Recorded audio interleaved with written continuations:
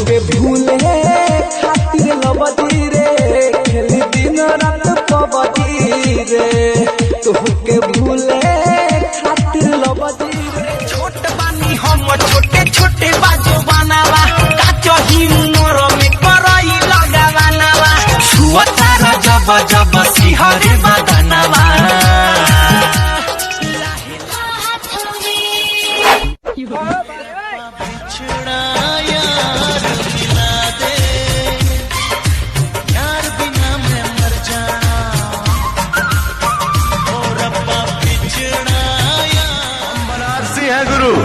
हम पर भोलेनाथ का साया है, हमारे लिए महादेव ही सब कुछ है, बाकी सब मोह माया है।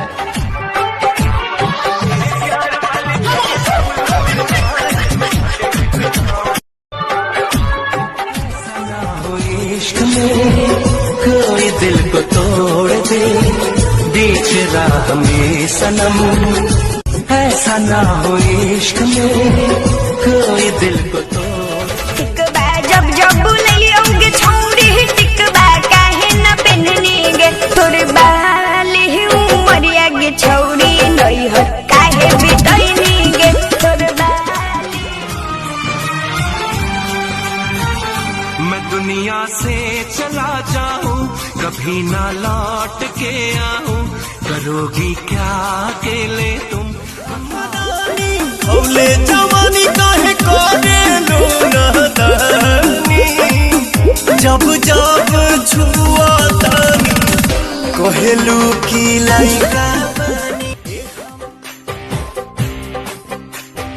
तेरी बेवफाई को भुला ना सकेंगे चाहे भी तो कभी मुस्कुरा ना सकेंगे तुझको तो मिल गया यार अपना अपना किसी को हम बना ना सकेंगे रोती रहेंगी मेरी वफाएं आती रहेगी।